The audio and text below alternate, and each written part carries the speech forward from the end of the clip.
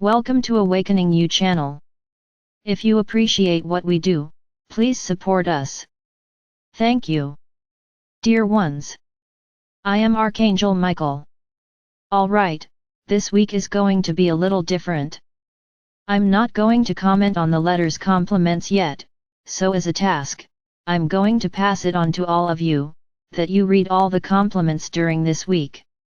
No, they are small, they are not as big as the letters, but I need you to read them all so that next week, we can return to commenting on the letters.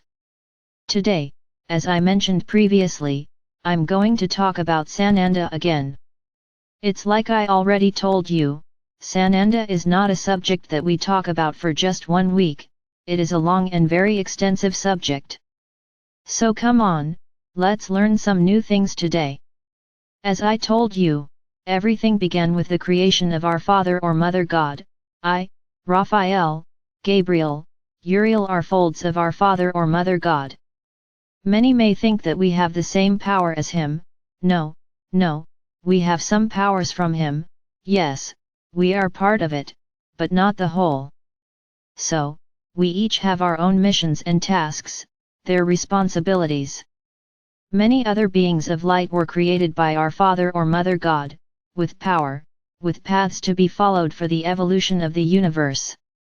It is as if for each star there was someone responsible, one who will always be following the entire evolution of that celestial body. And so it is done, and so it has been done. For each inhabited planet there is a being of light with great power, an extremely evolved being of light who starts to accompany the entire evolution of the inhabitants of that planet. All beings are born, like all souls, beings in which I say, that at some point in their journey, were prepared to never incarnate, to be just beings of light, never to go through the process of incarnation. And so, many beings that you have already heard of, and many that you have not heard of, inhabit the entire universe. They are extremely evolved souls who have the necessary preparation to work where they were assigned. Among these souls is Sananda. Sananda in his evolutionary degree, is a being of very high dimension, in which he was prepared and was designated to be the guardian, let's say, of this planet, this beautiful planet. And he has been doing this all this time. The journey of this planet happened in accordance with the designations of our Father or Mother God, where I already said here that this planet was evolved, and due to the pride, the superiority of some beings who allowed themselves to be carried away by feelings, not so high in frequency, they ended up reaching the third dimension, but that story has already been told. So when Sananda realized that the planet, which he loved so much and which he cared for, had become a planet of atonement, so that many beings from all over the universe would come here, resonating these feelings, in his extremely loving heart, he thought, well, somehow I have to help these people, I'm not going to let these people follow this path for so long. And he prepared himself over time to incarnate here on this planet. Don't think that this was easy, it is never easy for a high-dimensional being to fit into this dense dimension. It's as if I really like representing things in images because I think it's easier for you to understand, so let's say that the dimension in which Sananda was pure air, clear, light, and that there was no resistance at all. Very good. As the soul descends to the lower dimensions, it has to adapt to the density of these dimensions. So it's as if forget that you don't know how to breathe without having air. The example I'm going to give, I need you to imagine that you breathe anywhere, you don't need air to survive. So let's say that Sananda, when descending to the lower dimensions, first he found crystal clear water in which he could swim, seeing everything, but it was water, it was no longer air, and as he went down the water became cloudy, more and more murky, increasingly full of particles until he was submerged in a large muddy field. So this is how I want to explain to you what the difference in density is. Of course, this was just an example, but this is how the soul has to adapt to such dense energy in this dimension. So it was not an easy thing, but Sananda with his immense love, as guardian of this planet, he submitted to this to help his people, the people of the planet that he guarded, and that he guards to this day. And so Sananda's story on this planet begins. Many of you wonder how Sananda was generated. He was generated through. I'm going to throw away a lot of things you learned. I have already told you here that when there is the generation of, the fertilization of the egg, there at that moment a soul is assigned to that being that will come there. So come on, let's drop our jaws, as you usually do, when there is something very different from what you believe. Sananda was born like any other baby. This story of a virgin woman to have Sananda is more of a tale of tales. He was generated like any other being, but everything had to be done in order to believe that he was a pure and blessed being, and that he was generated by the Holy Spirit. Very well, I think this neither diminishes nor increases the importance of Sananda before you. Anyone who has read the letters understands very well that Sananda was a normal child like any other, and an extremely rebellious young man, like any other teenager. If Sananda had really been generated in the sublime way that his beliefs make you believe, he would have been a saint from an early age, he would perform miracles as a baby. But no, he became a normal child like any other.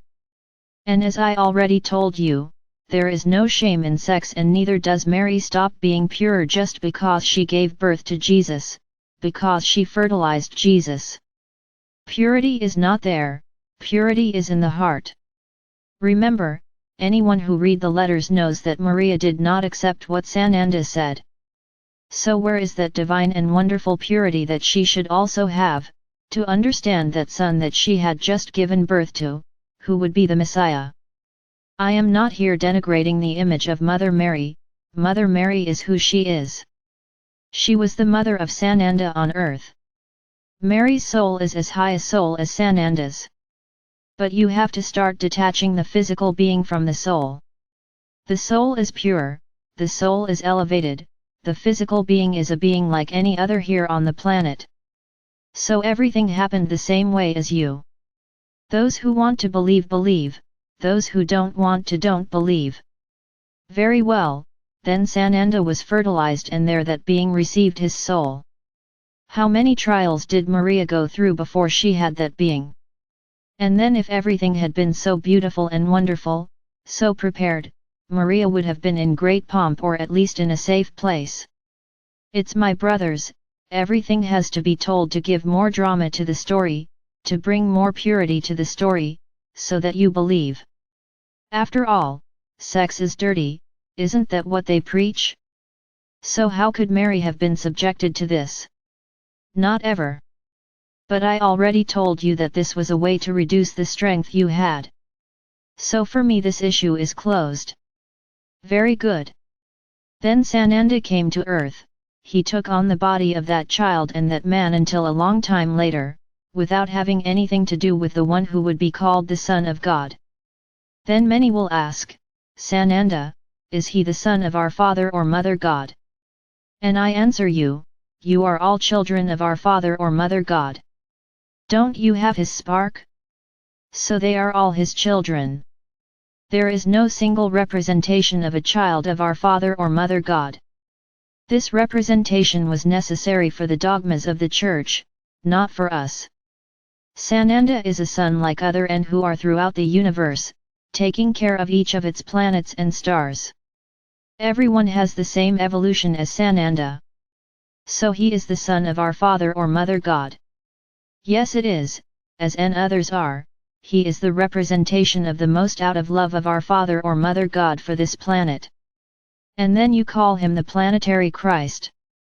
Yes, we can say that he is the Planetary Christ because he is the one who takes care of this planet, who fights for you before the Council in the universe, who had to have many arguments for his incarnation to be allowed here on this planet. His soul knew that it wouldn't help because it wasn't yet time for all the people on the planet to wake up, but everything was very well planned. Because as I already said here, Sananda planted his seed in the hearts of each one of you. Now do you understand, why I say that everyone on this planet, regardless of religion, has the spark of Sananda in their chest? Because he is the master of this planet, so he commands all of you. He has each one of you connected to him, regardless of your walk or what you believe or don't believe, in the same way as the spark of our Father or Mother God. So do you understand the importance of what he did? He planted a seed of love in your hearts. Many think that his coming was useless, that he died to save you and nothing improved. You didn't understand anything about Sananda's arrival on the surface of your planet. His intention was exactly that, to plant this seed, because he knew that he would really upset those who already dominated the planet, and that he wouldn't get people to simply believe what he had said. So he came, planted the seed, and left. He knew exactly what he was doing, he was not taken by surprise. The words spoken on the cross, which his religions propagate, Sananda would never turn against our Father or Mother God, thinking that he had abandoned him. This would be typical of a human being like you. That when you feel suffering you cry out, "Father, have you abandoned me?" Sananda would never say this, because he knew exactly that he had fulfilled his mission here on the planet, as defined by our Father or Mother God. So, a lot of things, my brothers, were added to make Sananda's passage on earth more suffering.